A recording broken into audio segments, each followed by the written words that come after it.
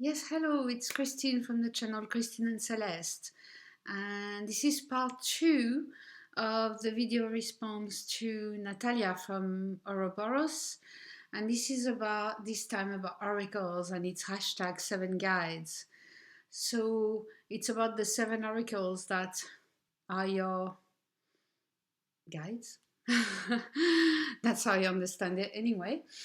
So let's start. As usual, it was quite difficult to um, choose because what I did is that I didn't take any of my divination oracles that I have. I have some that I use a lot more than the ones I will show you, but they are not counseling me in a way, if you know what I mean. They're giving me some advice, but it's uh, I chose decks that I can develop with more, so it's more on this side. So if you're interested, let's start. Some decks there's two together because I use them both together, so and they count for one, right? So we have here first the Sacred Geometry cards and the Sacred Geometry Oracle decks by Francine Hart. Now they are um, different backs. So this is the back, they're the same size. That's the back of the second one.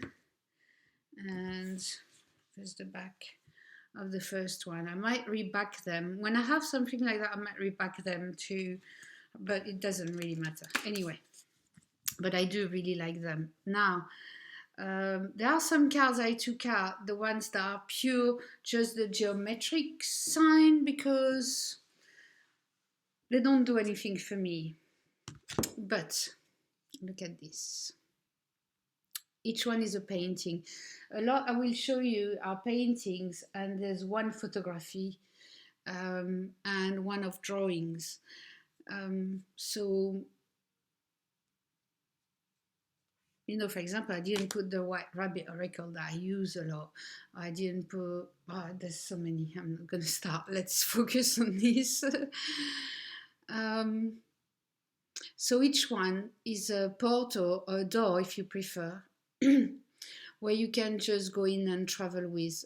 She said, for example, when she was painting the backs here, she just get through that gate and start traveling. So I'm not surprised because they all are like this. They all take you into another dimension, and this is exactly what I'm showing you here. Decks that are taking me in another dimension, and the other dimension might be extremely deep within too, because of my, you know, anchoring issue, which it's gotten a lot better. It's a lot better. But wow, just these cards, I can hear the water here.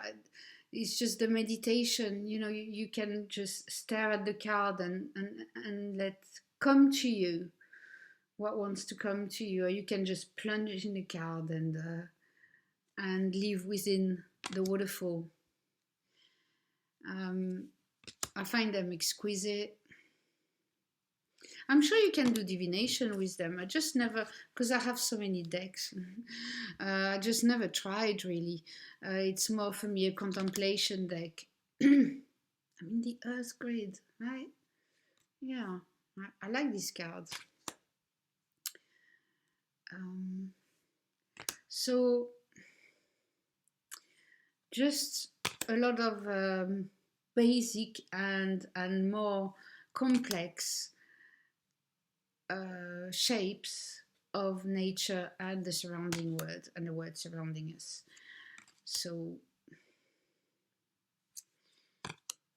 just the exquisite. See, even the DNA, tree of life. There's a lot of different type of cards.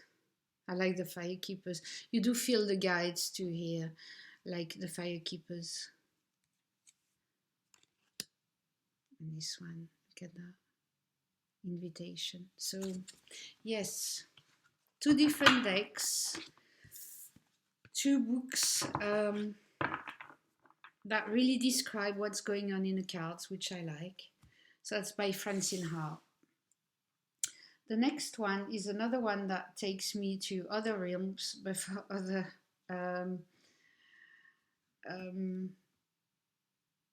in different manner, because it's crystals, crystal mandalas.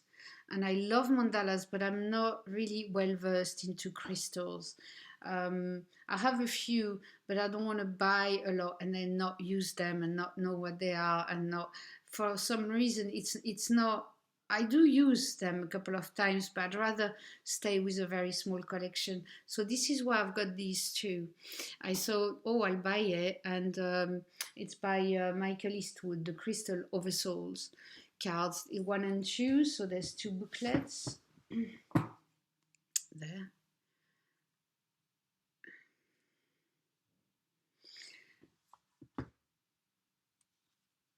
It's one of the rare oracles where I've added keywords on it, because there's always too many words on oracle, right? But this one needed, for me, I needed to add a keyword, so I added one in yellow. All these mandalas are, they have gates, and there's gatekeepers, if I understand well. And he went through a voyage and went to meet them. So each card, you do meet the keepers of that particular crystal. On the first one, it's related to the chakras. In the second one, it's more sense. And the second one, he did the recordings of the meetings, which is a nice extra. I am very visual, and I listen to, I can hear things. So for me, it's very important, and the visual pleases me and takes me somewhere. And also, if there's an added sound, that's even better. Look at the beauty of that. I don't have the best camera in the world, but yeah. So yes, the Crystal of the Souls. So that's the two different backs. They're the same size. That's the fronts.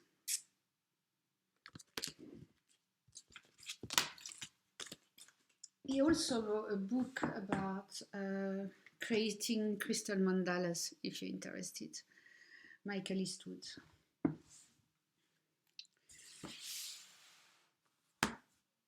Another one that's about the creation. It's the Diwas of creation, Working with the Energies of the Universe by Sheila Conway. That's the book, the booklet.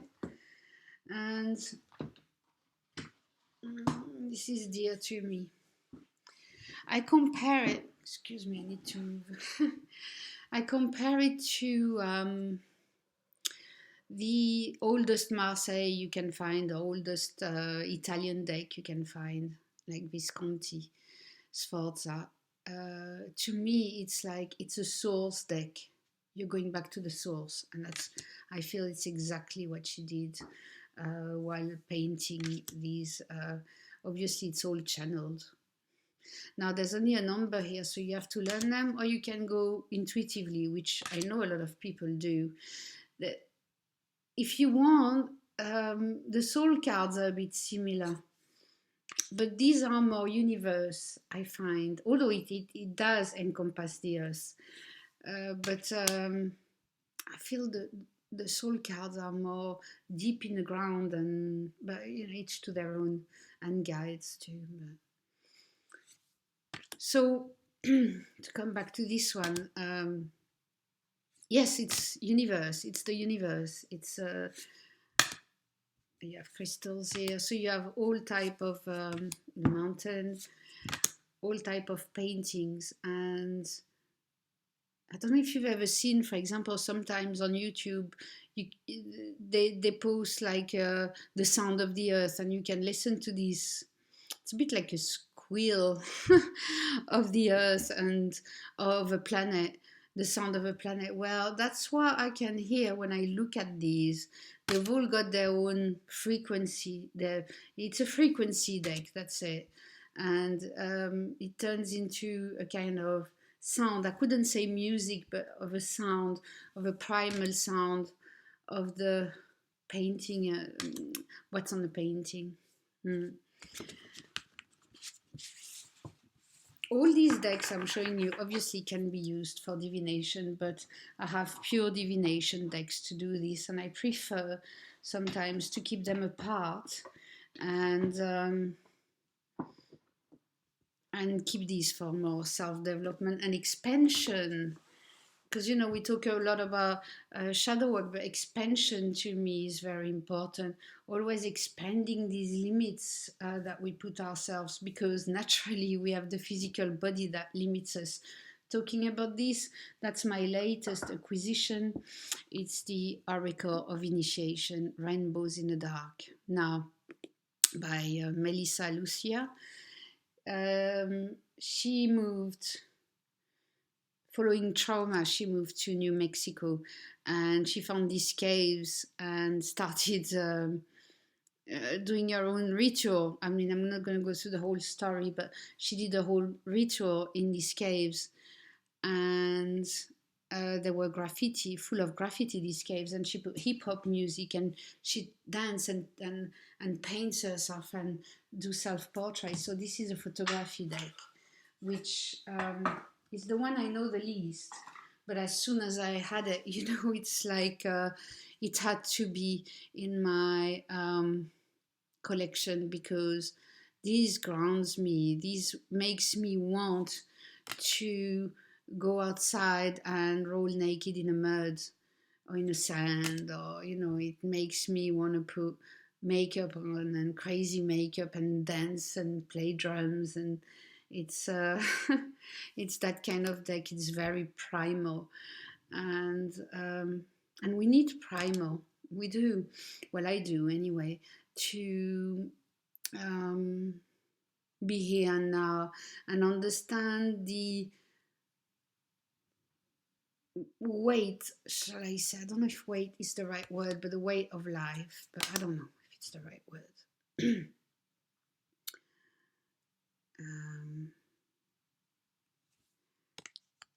So they have only numbers and keywords on the cards, where you can see. It's quite a deck. It's by categories too, so you'll see there's portals, gateways. She called them gateways. Okay, gateways. So, for example, here 17 gateway of initiation, and then you have all the cards that go with it.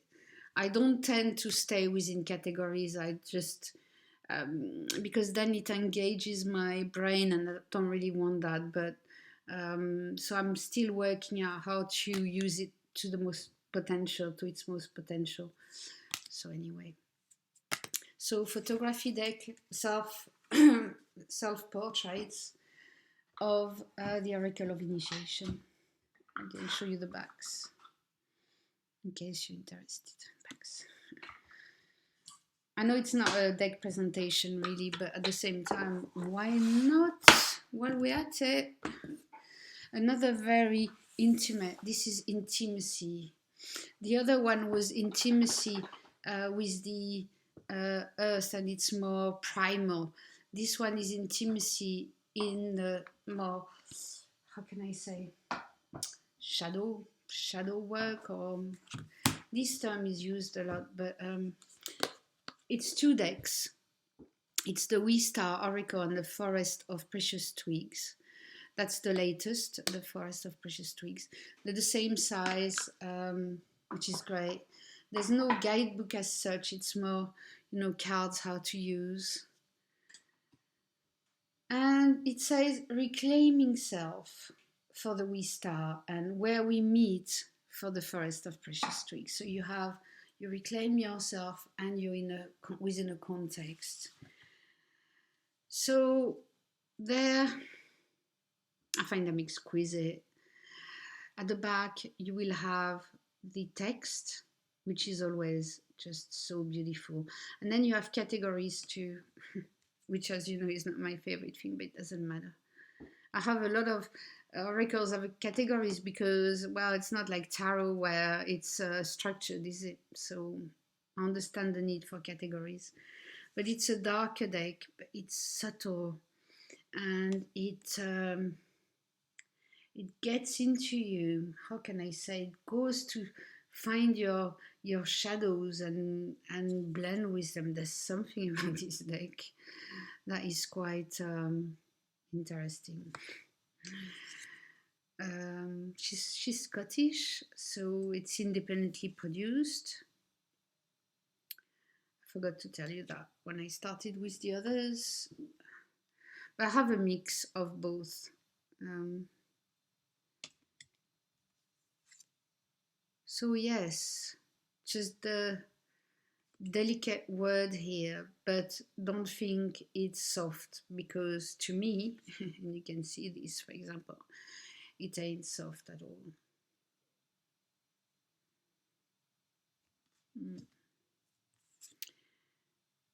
Even the more positive cards are dark. So this is one of my darkest decks. I'm not into vampires and I don't know. All these dark decks are not for me. This is as dark as I will want to go, but that's dark enough, right? I don't need to have 100 knives on a card, scary cards. I know it's just not for me. But this goes deep within the self, within the earth.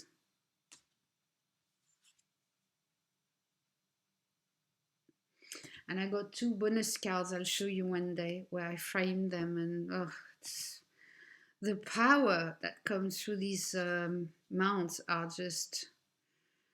is just incredible. Anyway, let's move on. So it's 2 decks. I'll show them to you again. So I showed you a mix because I mixed them. So that counts for 1, right?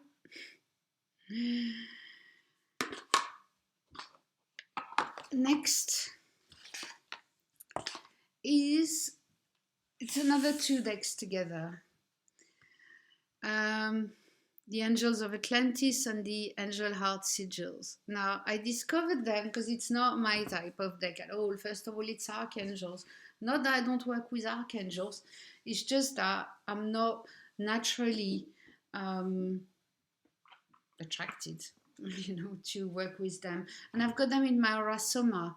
So to me, it's enough. I don't need more. But I did a swap one day, and I saw this was for swap, and I thought, why not try them? Swap is a good way to try a deck if you're not sure about it. And I like them so much that I bought the other ones. So it's all archangels with a keyword with photo manipulation. As I said, not exactly my style of deck normally. So that's the first one because it's orbs. He uses orbs in all of his decks. Stuart Pearce. Now, he's a bit out there for me, Stuart Pearce, but there's something I really like about him. It's his voice coaching he does, and he teaches people to bring their voice down to the heart chakra and speak from the heart. And if you listen to him, you can really hear that he speaks from the heart. I'll show you a little bit of the Angel Heart sigils. So he added sigils to this one. They're the same size.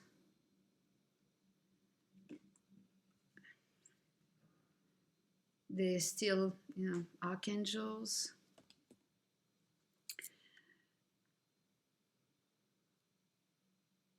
And what I do like too is that it's quite a masculine deck for archangels. Obviously, archangels, I don't know, they're always represented more as male, aren't they?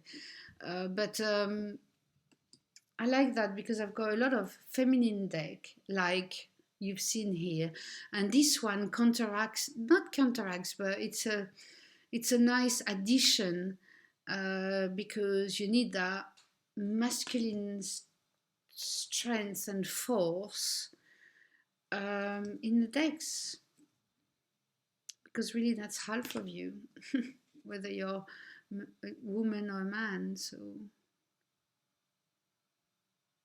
and then you can meditate on the sigils. And then what is done too is that in the booklets there's mantras. So I'm not sure it's for each card, but it's for a lot of cards. There's mantras, and you can also download some songs. Well, it's more chanting, some chanting from him, which is absolutely exquisite. So it gives you the whole 3D. You've got the card, you can meditate on the sigil, and then you've got the sound too, and you can yourself use the mantra corresponding to the card. So there's a lot of work you can do with this, with just a couple of decks. Mass market, but brilliant to me. And the last one, that should be number 7, is a French deck, as we say, last but not least. And it's one of my study decks. I have 3 study decks that I constantly study because they need more brain power. And it's called Umrazai, and it's by Marie-Christine Chambon. It's a mass market, so you can find it, I suppose, easily anywhere on the normal stores. So there's a big book, but that's only in French. There's a booklet that's only in French. So Marie-Christine Chambon is an artist who downloads her pictures. That's the best I can describe it. She's created, I don't know how many cards there are. Sorry about this, the backs are gorgeous. She downloaded these pictures, and you travel all over the world with it and all over the universe. And there are 22 major arcanas in it, which is good when you start learning them. So it gives you a beginning with them.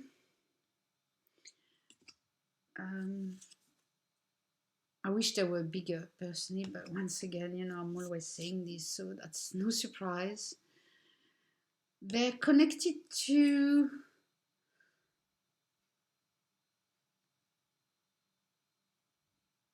the higher, like we would say, our higher self. They're connected to the higher human nature and to the higher frequencies of everything that exists, really. Do I make sense? Yeah. So obviously you can do a lot of work on yourself with this type of deck, and you can do readings too. They're extremely profound and high frequency readings, healing. You can gaze at the cards. There is so much, once again, that you can do with these cards. If you see number 3, for example, it's one of the aspects of the High Priestess.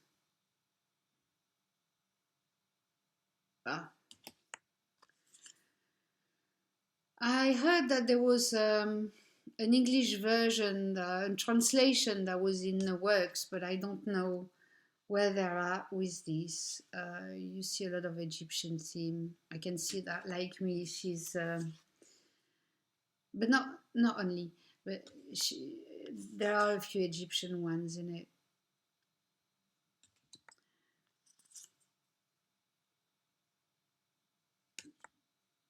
So, for example, this is the magician, and it's waking up. And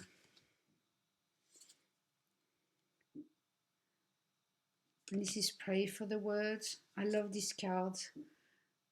I hope you all do. Send little thoughts to the word, because it really needs it, and to our planet. So yes, Umrazai is my 7th guide deck.